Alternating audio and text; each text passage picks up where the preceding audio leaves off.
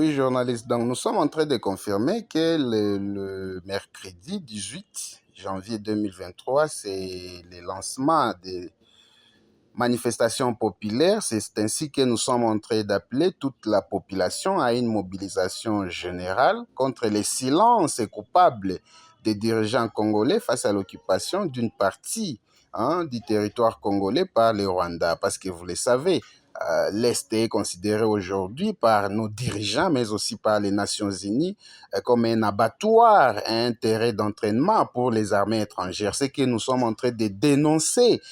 L'ennemi massacre à ciel ouvert les Congolais à l'est de la RDC. Et ça, c'est en présence de ceux-là à qui le régime de Kinshasa a fait appel pour aider à restaurer la paix et la sécurité dans cette partie de la RDC. Mais le contraire, c'est que nous voyons sur terrain, on assiste à un silence coupable, y compris des autorités compétentes, pour ne pas parler des dirigeants congolais, alors qu'ils ne cessent d'assister passivement au massacre de son population, de son peuple qu'ils sont censés protéger. Or, c'est pourquoi nous sommes en train de dire que l'Est de la RDC est devenu la porte d'entrée de l'enfer.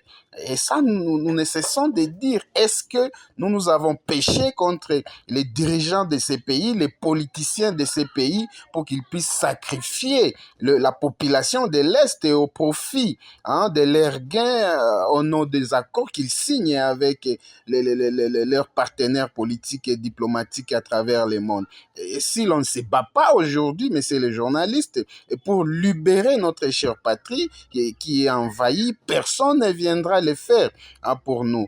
N'est-ce pas la MONUSCO, la force FAIB et aujourd'hui la force régionale de l'EAC dont le Kenya nous l'ont prouvé. Personne ne peut se battre pour l'intérêt du Congo si ce n'est pas par les Congolais. C'est pourquoi il faut être, je dirais, il faut être naïf et pour croire que le voisin peut venir t'assister ou t'assurer la sécurité alors que tu dors aisément sur ton lit, alors que tes frères et sœurs sont massacrés chaque jour, qui passent dans les territoires notamment de l'Ituri, de Beni, de Rutshuru, Nyiragongo et partout à l'est et même dans les sites Kivu. Le monde voit en nous Congolais un peuple qui rêve debout. C'est pourquoi nous continuons à subir ce massacre, cette humiliation de la part du petit Rwanda. Pour quel amour un blanc ou un Kenya peut quitter son pays pour un peuple inconscient, incapable de prendre même en charge sa destinée? Nous devons nous réveiller, chers Congolais, et prendre les choses en main, parce que nous devons défendre à tout prix notre chère patrie, la RDC. Les grandes puissances n'ont qu'une considération aujourd'hui vis-à-vis de nos dirigeants parce que ils ont eu toujours à signer des deals pour accéder au pouvoir avec ou sans mérite. C'est le peuple congolais. Il est de la responsabilité du peuple congolais de prendre conscience et se battre pour se libérer afin de mettre un garde-fou face aux prédateurs qui corrompent toujours nos dirigeants et qui sont égoïstes, tenant à devenir trop riches, plus que même les pays, et deviennent des milliardaires au prix du sang des Congolais. Et puis ils jouent à l'hypocrisie comme s'ils n'en savent rien. Ça, c'est l'hypocrisie que nous devons dénoncer aussi. Ils sont complices et ils ont même des accords signés toujours en secret avec ceux qui tiennent le pouvoir, à ceux qui tiennent à occuper nos terres, pour piller en instaurant une terreur permanente et à l'Est notamment pour imposer le règne notamment des sanguinaires comme ça a été le cas avec les génocides au Rwanda. Ce sont les mêmes techniques, ce sont les mêmes méthodes. Alors nous devons les dénoncer. Ils sont même prêts à tout sacrifier. Comme c'est le cas aujourd'hui avec Beni et Ituri devenu l'abattoir permanent seulement parce que il faut imposer les Bakurima, ce que nous appelons les Bakurima, les Rwandais qui ont quitté leur territoire et ils n'ont pas là où aller, et ils veulent venir les imposer, les implanter, ils les transplantent et donc ils veulent les transplanter sur le territoire congolais et dans la région et particulièrement à l'est.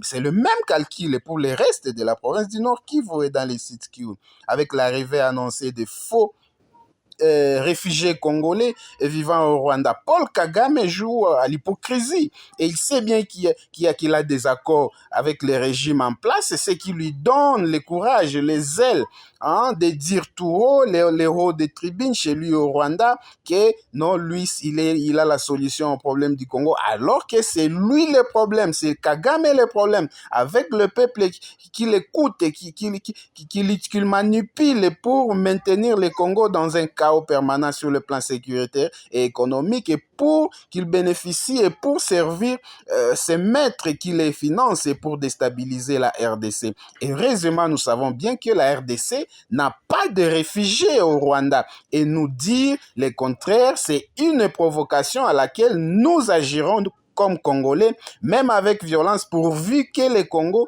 ne soit pas infiltré comme dans le passé. Ainsi donc, il est temps de nous mobiliser pour ces nouvelles manifestations populaires qui s'annoncent à partir donc de ce mercredi 18 janvier 2023 pour dénoncer à haute voix ce message ou ce massacre, voulais-je dire, continu de Congolais à l'est du pays et dire ainsi non au plan de balkanisation qu'exécute Paul Kagame avec notamment l'appui des ISA, de l'Allemagne, de la France, de l'Angleterre, mais aussi de l'ONU, qui tiennent à maintenir la RDC dans un chaos permanent. Je dis bien permanent pour piller nos ressources minérales et imposer une loi d'accorder des terres aux Rwandais jusqu'à l'accomplissement du plan de la balkanisation. Nous devons dire aussi non clairement au président Félix Tshisekedi s'il est incapable ou incompétent pour ramener la paix à l'Est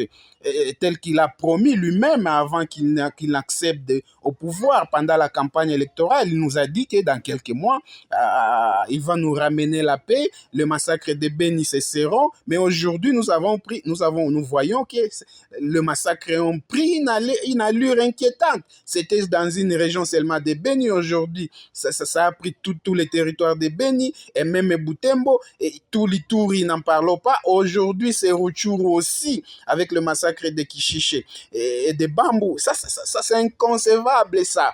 Et le président se contente de la distraction. Aujourd'hui, il a voyagé encore en Russie pour des colloques et pour des sommets.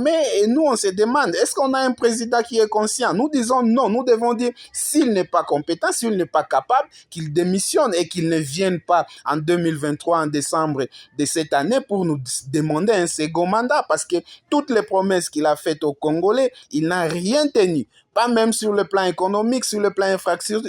Il n'a même construit pas même une école au Nord Kivu. Et nous disons non. On ne doit pas continuer à nous manipuler, à manipuler les Congolais comme si nous étions leur papier mouchoir, leur papier de toilette à utiliser puis rejeter. Ça, nous devons dire non.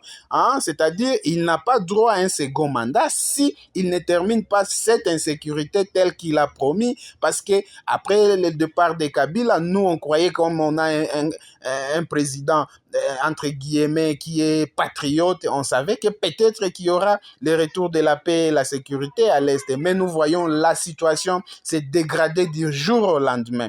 Donc, nous devons apprendre à rendre nos dirigeants plus redevables pour qu'ils puissent commencer à respecter le peuple congolais, qu'ils qualifient de naïfs dans les salons politiques pendant les réunions et qui voient un venant de nulle part prendre le pouvoir et puis il devient milliardaire en une année, seulement une fois au pouvoir, sans que l'on lui demande par quelle magie cela est possible. Donc nous devons quitter les sommets chers Congolais, car l'heure est très grave à l'Est et l'ennemi tient à nous distraire davantage. Alors que c'est la patrie, c'est la RDC qui est en train de partir et le régime de Kinshasa assiste impuissamment à cette situation parce que il en est peut-être pour quelque chose. C'est-à-dire, à moins que nous soyons d'accord que ce sont les voisins qui puisse venir combler les besoins de nos femmes dans nos maisons. Et ça, nous devons dire non. Ça, c'est une humiliation. Comment on peut nous convaincre aujourd'hui que ce sont les Kenyans, que ce sont les tels, ce sont les Blancs qui peuvent nous amener la paix, nous ramener la paix? C'est pourquoi nous devons nous mobiliser, nous devons communiquer au monde aujourd'hui. Ni t'étais les résistants patriotes aujourd'hui qui résistent face à la progression des terroristes du M23. Aujourd'hui, tout l'Est serait déjà parti parce que c'était ça le plan de Kagame avec les accords qu'il a eu avec ses partenaires politiques. Et ça, c'est la résistance populaire qui fait à ce que nous puissions voir aujourd'hui les plans de l'ennemi être déjoués. Ils sont coincés dans les territoires de Rutshuru, une partie même de Rutshuru et une petite partie de Nyiragongo. Alors on se demande quel est le rôle maintenant de nos dirigeants, de notre gouvernement qui devrait tout mettre en œuvre afin que nous puissions voir toutes les zones occupées aujourd'hui par les terroristes du M23 puissent être récupérées et permettre à ces populations congolaises ayant fui ces combats imposés par Kagame pour qu'ils puissent revoir aussi leurs familles ou qu'ils puissent enterrer même les leurs qui ont été massacrés dans les territoires de Rutshuru occupés par les terroristes du M23. Donc, voilà donc ce qui doit constituer un socle pour un raisonnement de chaque Congolais pendant cette période où le pays est agressé. Et nous devons tous, partout là où nous sommes, au Nord Kivu, au Sud Kivu, à Ituri, à Kinshasa, à Kisangani, à Lubumbashi, tous nous devons nous mobiliser parce qu'il y a certains Congolais qui pensent que la situation qui se passe ici à l'Est, ça ne concerne que le Nord Kivu peut-être ou l'Ituri peut-être. Mais je dois rappeler ici que le plan n'était pas de prendre seulement Rutshuru, mais le plan c'est de prendre toute la partie est de la RDC jusqu'à imposer une partie, un pouvoir aux Rwandais de contrôler une partie du territoire congolais. C'est aussi ça le plan de la balkanisation en cours et qui est en train de s'accomplir à pas de géants parce que nous voyons les dirigeants congolais n'aménagent aucun effort pour rassurer les Congolais de l'Est particulièrement qui sont victimes et qui ont besoin de la mobilisation de tous les Congolais de partout pour manifester à partir de ce 18 janvier 2023 pour solidariser avec le peuple meurtri depuis des années.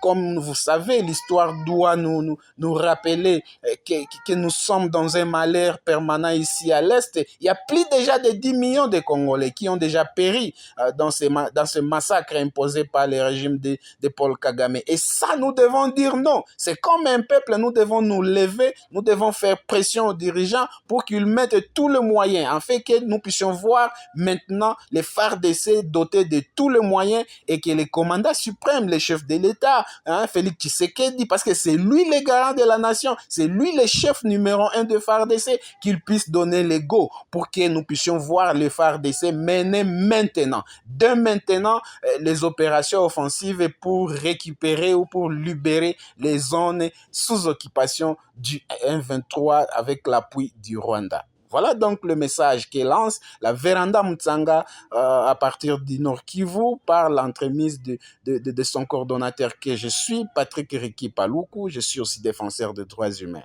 Merci.